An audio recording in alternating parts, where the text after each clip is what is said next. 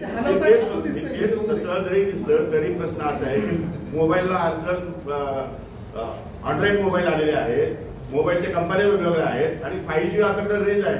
5G म्हणजे कुठे touch झाला काही तुम्ही डाउनलोड करायला का दुसरीकडे टच झालं भलतंच काहीतरी येऊन जातं, टीव्हीवर भलतंच काहीतरी मोबाईलला येऊन जातं. त्यामुळे आता ते स्किप करायला वेळ जातो तेवढा, तर स्किप करेपर्यंत मोबाईलचा इन्स्ट्रुमेंट माहिती नसल्यामुळे स्किप करेपर्यंत मला 10-15 सेकंदाचा वेळ गेला असेल. एवढंच फक्त, बाकी त्यात काय मुख्यमंत्र्यांशी बोलणं झालं नाही, परंतु अजितदादांशी बोलणं झालंय का? मात्र तुम्ही मुख्यमंत्री असं म्हणताय की जे काही घडलंय सभागृहामध्ये रमी खेळणं किंवा तर हे घोषणावं नाही असं मुख्यमंत्री म्हणतात. बरोबर आहे. मुख्यमंत्र्यांना ब्रीफ मी या ठिकाणी केलेलं नाही, मुख्यमंत्र्यांच्या माझ्याकडून मुख्यमंत्र्यांना सांगण्यात आलेलं नाही आणि त्यांच्याकडून चौकशी पण झालेली नाहीये. त्याच्यामुळे त्यांचा समज होणं साहजिक आहे. मीडियावरती विश्वास ठेवून माननीय मुख्यमंत्री महोदयांनी स्टेटमेंट केलेलं दिसतंय, परंतु तसं प्रकारचं कुठलंही काम मी रमी या ठिकाणी खेळलो नाही आणि खेळणं बरोबर नाही. मी 25 वर्षापासून विधानसभेमध्ये आहे. विधानसभेचे नियम कायदे मला सगळे समजतात. विधानसभेमध्ये काय करावं, विधानसभेमध्ये काय करू नये, विधान परिषदेनं काय करावं काय करू नये याच्या नियमाची मला पूर्णपणे काळजी आहे आणि हे 25 वर्षापासून मी ते नियम पाळतो. आता सुद्धा मी नियम पाळलेले आहेत. फक्त त्या ज्या जेवढ्या 10-12 सेकंदासाठी जो स्किप होऊ शकला नाही तेवढा एका पुरता एक विषय आहे आणि तो विषय अनावश्यक या ठिकाणी मीडियाच्या किंवा दुसऱ्या लोकांनी या ठिकाणी लावून तुम्ही एकाच ठिकाणी टॅप करताय कंटिन्यू. मला मुख्यमंत्री असेल की अजितदादांना फोन आले का, कारण अशी काही चर्चा आहे तुम्हाला फोन झाले अजितदादांनी राजीनामा देण्यासारखं घडलं काय, राजीनामा देण्यासारखं घडलं काय?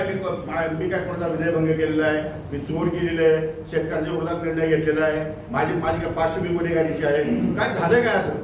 एक फक्त फोटो त्याचा व्हिडिओ त्यांनी रेकॉर्ड करायला विरोधकांनी, त्यांना तर मी कोर्टात खेचणार, ज्यावरून दुसऱ्याची दावा पण दाखल करणार आहे आणि त्यांनी जी माझी बदनामी केली आहे महाराष्ट्रामध्ये, एक तर मीडियावाल्यांनी काही टाकलं की त्या खाली लगेच प्रतिक्रिया यायला लागलं. आता माझा पाय तिरपा पडला, लगेच मीडियावर कृषी मंत्री यांचा पाय तिरपा पडला. अरे पाय तिरपा पडला कशामुळे पडला? खड्डा वाचवायला गेला की काय? बरं खड्डा वाचवायला गेले सांगितलं तुम्ही लगेच दांडू घेऊन टाकाय. खड्डा कोणता आहे? हा महानगरपालिका तुम्ही आधीच दिले का? हा रस्ता MSRTCचा आहे का? अभियांशीचा आहे का? MMRDAचा आहे का? म्हणजे अशा प्रकारे उपप्रश्न अनेक निर्माण होतात आणि एवढं करून मग खाली प्रतिक्रिया देणारे काय लिहितात? प्रतिक्रिया म्हणतो हा दारूच पिलेला असेल, दुसरा म्हणतो नाही सकाळची वेळ दिसते, हा सकाळी जाऊन गांजा पिलेला असेल, तिसरा म्हणतो नाही ह्या त्या बाजूला बाई दिसते फोटोमध्ये, त्या बाईकडे बघत असेल म्हणून पाय तिरपा पडला असेल. म्हणजे अंदाज लावत राहतात. छोटा प्रश्न आहे. पाय तिरपा पडला तर त्याच्यामध्ये का पाय तिरपा पडला? खड्ड्यामुळे आमचा पाय तिरपा पडला. खड्डा भरण्याच्या आधी देण्यात आले, दोनच विषय आहेत.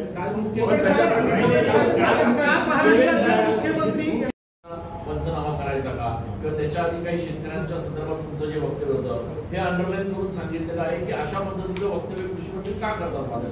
अहो मला सांगा, ढेकळ म्हणजे काय ते सांगा. जर तुम्हाला ढेकळाचा अर्थच कळत नाही तर त्यावरती उगीच मीडियामध्ये बदनामी काय करतात? ढेकळ म्हणजे एकदा पीक त्यामध्ये पीक काढणी प्रयोग संपला की त्यानंतर शेतीला नांगरट करावं लागते आणि नांगरट केल्यानंतर त्या नांगरटीमध्ये जर शेती पाणी बागायची असेल तर काही प्रमाणात मातीचे या ठिकाणी मोठे मोठे ढेपले या ठिकाणी बाहेर येतात, काही ठिकाणी माती बाहेर येते, काही ठिकाणी मुरूम येतो. डिपेंड्स आपण म्हणजे जशी शेती असेल तसं. आता ज्या शेतीमध्ये काहीच शक्य नाही, जी शेतीचा पूर्णपणे हार्वेस्टिंग झालेला आहे, त्या शेतीमध्ये पिकच उभे नाही, त्याचे पंचनामे कसे करायचे तुम्हीच सांगा मला. म्हणजे काय चुकीचं होतं, काय चुकीचं आहे? ज्या शेतामध्ये पिकच नाही, मी काय म्हटलंय की शेतीचे पंचनामे होत नाही, पंचनामे पिकाच्या नुकसानीचे होतात. त्यामुळे पिकाच्या नुकसानीमध्ये ज्या शेतकऱ्यांचं नुकसान झालंय त्या शेतकऱ्यांना त्या शेतकऱ्यांचे पंचनामे करण्याचे आदेश सन्माननीय कलेक्टर आणि सन्माननीय कृषी अधिकाऱ्यांना देण्यात आलेले आहे आणि त्या दृष्टिकोनातून त्यांचे पंचनामे आले की तो प्रस्ताव शासनाला येईल, त्या दृष्टिकोनातून त्यांना भरपाई देण्यात येईल. एवढंच नव्हे तर ज्या शेतकऱ्यांनी पीक काढून शेतातून आपल्या घरी आणलेलं आहे परंतु त्याच्याकडे साठवण्याची क्षमता नाही किंवा जो ठेवू शकत नाही, परंतु पावसामुळे त्याचं पिकाचं नुकसान झालेलं आहे, तर त्याची सुद्धा या ठिकाणी नुकसान भरपाई शासन करेल. अशा प्रकारची मी घोषणा त्या ठिकाणी केली होती. त्यामुळे जिथं माती आहे त्या जमिनीत काहीच नाहीये, त्या जमिनीचे पंचनामे कसे करायचे मला हे तर तुम्ही एकदा समजून सांगा. किंवा महाराष्ट्रातल्या कुठल्याही कृषी खात्यामध्ये काम करणाऱ्या अधिकाऱ्याने, शेतकऱ्यांनी किंवा या ठिकाणी कृषी संघटनेने मला फक्त समजून सांगावं की ढेकळाचे पंचनामे कसे करता येईल.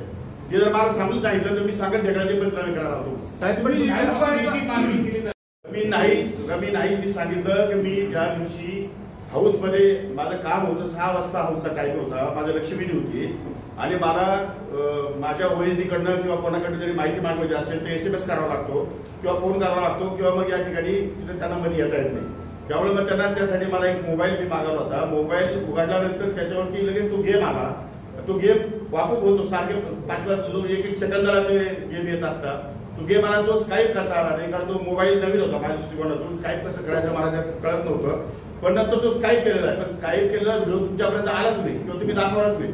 त्यामुळे तशा प्रकारचं जो त्याचे गेम येतात वारंवार सारखे, तो काही एकच गेम येत नाही. आतापर्यंत मोबाईलवरती तुम्ही मोबाईल काढले तर 5G मध्ये आपण चालू आहे. त्यामुळे मोबाईलमध्ये कुठलाही गेम पटकन लगेच पॉपअप होतात, पटकन पुढे येतात आणि स्काईप करावे लागतात. पण स्काईपवरती 30 सेकंद होत नाही आणि हा 18 सेकंदाचा फक्त व्हिडिओ आहे, जो जेव्हा मी फक्त मोबाईल उघडला आणि त्यातून त्याला स्काईप करण्यासाठी प्रयत्न करतो तर तेवढ्या वेळातला हा 10-15 सेकंदाचा फक्त व्हिडिओ त्यांनी शूट केला आणि त्याच्यावरती आरोप प्रत्यारोप या ठिकाणी सुरू झाले. कारण नाही वाचून त्याच्यामध्ये काही संबंध नव्हता आणि ते खेळाचं पूर्ण खेळ का दाखवला नाही त्यांनी. पूर्ण ज्या ठिकाणी दाखवलं असतं तर आपल्या लक्षात आलं असतं मीडियाच्या आणि महाराष्ट्राच्या सुद्धा की अशा प्रकारचं काही त्याच्यामध्ये तथ्य नाहीये.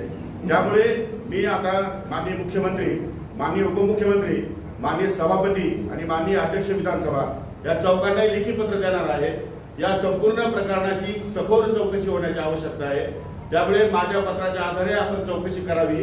जर मी ऑनलाईन रमी खेळत असेल आणि मी जर दोषी सापडलो नागपूरच्या अधिवेशनामध्ये उपमुख्यमंत्री किंवा मुख्यमंत्री दोघांपैकी कुणी एकाने निवेदन करावं. त्या क्षणाला न थांबता मंत्री आणि उपमुख्यमंत्री आणि मुख्यमंत्र्यांना न भेटता राज्यपालाकडे जाऊन मी माझा राजीनामा सादर करेन. पण साहेब त्याच्यानंतर विरोधकांकडून सातत्यानं आपल्या राजीनाम्याची मागणी होतीये. आपलं या संपूर्ण प्रकरणावर काय स्पष्टीकरण आहे? मला कल्पना आहे की तुम्ही या संदर्भात प्रश्न विचारणार आहात म्हणून. या बाबतीमध्ये मला एकच आपल्याला सांगायचं आहे की मी खरं म्हणजे हा इतका छोटा विषय आहे, हा विषय एवढा लांबला काही मलाही कळलं नाही. मी याच्यावरती खुलासा या अगोदर केलेला आहे. खरं म्हणजे आपल्याला सगळ्यांना सांगितलं पाहिजे ऑनलाईन रमी काय प्रकार माहिती आहे का आपल्याला. ऑनलाईन रमी खेळत असताना त्याला मोबाईल नंबर त्याला हे करावा लागतो, त्याला जॉईन करावा लागतो. वाटर तुमचं अकाउंट जे आहे बँकेचं ते अकाउंट पण त्याच्याबरोबर तुम्हाला संलग्नपणे राहावं लागतं आणि त्याच्याशिवाय तुम्हाला ऑनलाईन रमी खेळता येत नाही. आणि अशा प्रकारचं कुठलंही अकाउंट, कुठलाही मोबाईल नंबर, माझा मोबाईल नंबर 9763711177 नंबर आहे. माझी अकाउंट बँकेचं अकाउंट मी या ठिकाणी देणार आहे आणि त्या दृष्टिकोनातून कुठेही चौकशी केली तर ज्या दिवसापासून ऑनलाईन रमी सुरू झाली त्या दिवसापासून आज ताब्यात 1 रुपयाची सुद्धा रमी मी या ठिकाणी खेळलेलो नाही. मला रमी खेळताच येत नाही. त्यामुळे अशा प्रकारचा आरोप तो एकदम बिनबुडाचा आहे, चुकीचा आहे आणि त्यामुळे महाराष्ट्रामध्ये मोठ्या प्रमाणात या ठिकाणी माझी बदनामी झाली आहे.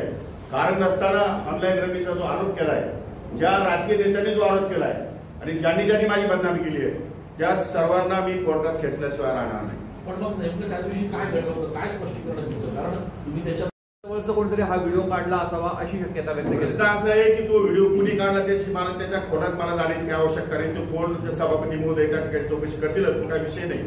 परंतु त्याच्यामध्ये एवढं विशेष काही नव्हतं की ज्याच्यामुळे महाराष्ट्रातल्या शेतकऱ्यांचा भावना दुखवतील किंवा त्याच्यामुळे आता छावा संघटनेच्या काही पदाधिकाऱ्यांमध्ये भावना दुखवतील असं कुठल्याही प्रकारचं काहीही नव्हतं. काहीही असं वेळवाकडे केलेलं नाही. मी आतापर्यंत शेतकऱ्याच्या संदर्भात महाराष्ट्रात इतके निर्णय घेतले त्या संदर्भामध्ये कुणी काही या ठिकाणी भाष्य केलेलं नाही आणि फक्त ज्याचा शेतकऱ्याशी संबंध नाही अशा गोष्टीच फक्त मीडियामध्ये दाखवल्या गेल्या.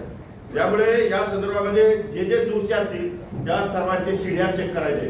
त्या सर्वांनी याच्या पाठीमागचा सूत्रधार कोण आहे, कुणी याच्यामध्ये भाग घेतलेला आहे, त्या सगळी चौकशी एकदा होऊन जाऊ द्या. वारंवार कृषी मंत्री म्हणून जे काय मीडियाच्या समोर आणलं जातं त्या संदर्भातली संपूर्ण चौकशी मुख्यमंत्री महोदयांनी करावी असं मी माझं स्वतःचं पत्र राज्यपाल, मुख्यमंत्री, उपमुख्यमंत्री, सभापती आणि अध्यक्ष या चौघांना देणार. विरोधकांनी सातत्याने असं म्हटलंय की तुमचे विधान केलं होतं त्यावरनं देखील टीका झाली होती. नेमकं तुम्हाला त्यावेळेला काय म्हणायचं होतं, काय त्याचा अर्थ प्रश्न असा आहे शेतकऱ्यांकडनं 1 रुपया शासन घेतं. शेतकऱ्यांना 1 रुपया देत नाही आम्ही. शेतकऱ्यांकडनं 1 रुपया शासन, बिगारी कोणी शासन आहे, शेतकरी नाही. पण त्याचा नेहमी आमचा उलटा केलेला आहे. त्यामुळे 1 रुपया ही किंमत फार थोडी आहे आणि 1 रुपयाच्या विम्याच्यामुळे महाराष्ट्रामध्ये 5-5.5 लाख बोगस अर्ज या ठिकाणी सापडले. माझ्याच काळात सापडले. मी ते बोगस अर्ज तात्काळ रद्द केले आणि नव्याने घोषणा केल्या माझ्या आतापर्यंतच्या कमीत कमी 52 GR निघाले, इतक्या घोषणा केल्यात मी नवीन, इतके कामं कृषी कार्यामध्ये केले. महाराष्ट्राच्या कानाकोपऱ्यात जाऊन आलो मी, शेतावर जाऊन आलो, बांधावर जाऊन आलो, अनेक संशोधन केंद्रामध्ये गेलो. ज्या संशोधन केंद्रामध्ये सुविधा नाही त्यांना सुविधा देण्याचं मी या ठिकाणी प्रॉमिस केलं, आश्वासन दिलंय. आतापर्यंत एकही कृषी मंत्री एकाही संशोधन केंद्रावर गेलेला नाही. मी विद्यापीठाने जाऊन भेट दिल्या, संशोधन केंद्रात जाऊन भेटी दिल्या, शेतकऱ्यांना जाऊन भेटी दिल्या, त्यांच्या अडचणी समजून घेतल्या. त्यामध्ये त्या वेगवेगळ्या प्रकारचे GR काढले. फर्स्ट कम फर्स्ट सर्व्हचा GR माझाच आहे. प्रत्येक गावामध्ये वेदर स्टेशन निर्माण व्हावं ही पण माझीच मागणी आहे. म्हणजे या गोष्टीमध्ये ज्या ज्या अडचणी शेतकऱ्यांच्या आहेत त्या अडचणी दूर करण्यासंदर्भात आपल्याला काय काय करता येईल आणि त्या संदर्भातली फीडबॅक जो आहे तो शेतकऱ्यांना कसा मिळेल यासाठी माझे प्रयत्न सुरू आहे. गेल्या 6 महिन्यामध्ये प्रचंड मोठा बदल या कृषी विभागामध्ये आपल्याला बघायला मिळेल. मी तर आपल्याला एवढंच सांगतो की 100 दिवसाच्या कार्यक्रमामध्ये 3रा क्रमांक कृषी विभागाचा आलाय. उगीच येतो, आपोआप येतो की कधी नंबर. साहेब, त्यांच्याबद्दल तुम्ही असं म्हणता ना की त्यांना पूर्ण खेचू, त्यांचं असं सांगणं आहे की आमच्याकडे याचा मोठा व्हिडिओ आहे, तो पण आम्ही समोर आणू. जरूर आणलं ना, काही हरकत नाही. आमची तयारी आहे. मी कोर्टात केस निर्माण होतं, कोर्टात दाखवावंच लागेल ते. मी त्याची चौकशी लावणार आहे सविस्तर. या संपूर्ण प्रकरणाची सविस्तर चौकशी लागणार आहे. मी ऑनलाईन रमी खेळत होतो का आणि ऑनलाईन रमीचे माझे सगळे रेकॉर्ड, माझे मोबाईल नंबर, माझा CDR, माझे अकाउंट्स, हे सगळे ते लिंक त्याच्याशी आहे का हे सगळे चौकशीतून बाहेर येईल.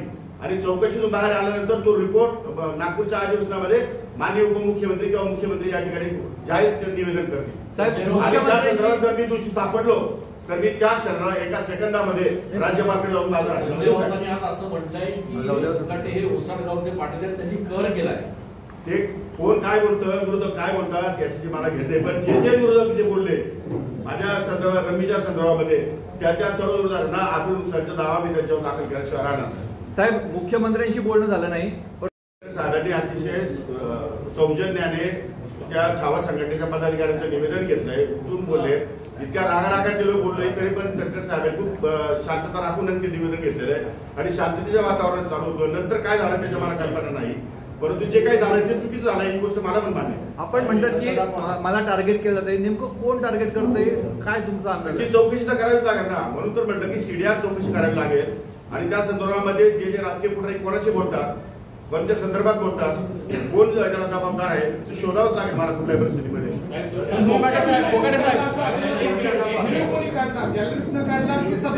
नाही सांगता चौकशी जोपर्यंत कोकाटे साहेब सभागृहामध्ये जो विषय होतो तो न्यायपालिकेत घेऊन जाता येत नाही, मग तुम्ही दावा कोणावर आणि कसा दाखल करणार? चौकशी करणार, पहिले सभापती चौकशी करणार, पहिले अध्यक्ष चौकशी करणार. खालच्या औषध लोकांना वरच्या औषधच्या मंत्र्यांविषयी असं बोलता येतं की तो कायदा काय तपासून घेणार. ते काय त्याचा चौकशी आवाज आल्यानंतर मी माझी केस कोर्टामध्ये त्यांना शोकात नोटीस देणार की तुम्ही आपण तुमची माझी तुम्ही राज्यभर बदनामी केली, या संदर्भात तुम्ही तुमच्यावर केस का दाखल करण्यात येऊ नये. माझी इथून गेल्यानंतर या आठवड्यात मी दादाने मला कार्यक्रम दिले धुळे, जळगाव, नंदुरबारला. तर पुढच्या आठवड्यामध्ये जेव्हा मुंबईला जाईल त्यावेळेस मी माझ्या वकिलाला बोलून या सगळ्यांना नोटीस काढणार. तुम्ही खुलासा करायचा, तुमच्याकडे पुरावे का? पुरावे नाही आहे ना, मग तुम्ही आज कसं काय मीडियाला डायरेक्ट देतात, अशी कशी काय बदनामी करता तुम्ही एखाद्या मंत्र्याची? हे तुम्ही जे CDR चेक करायचं म्हणतायत, स्वपक्षातले किंवा मित्र पक्षातले पण काही लोक असू शकतील असू शकतील ना, जे असतील ते बाहेर येतील. चौकशीतून जे असेल ते सत्य बाहेर येईल. म्हणजे सभागृहात त्या दिवशी जे होते त्या प्रत्येकाचं CDR चेक करावं अशी आपली मागणी आहे. नाही, त्यांचा CDR नाही. याच्यामध्ये कोण नेते कोणाकोणाशी बोलतात आणि काय या ठिकाणी ते ब्रीफ करतात त्या संदर्भातली माहिती घेण्यात येईल. काही मीडियाचे पण लोक असू शकतात त्याच्यामध्ये.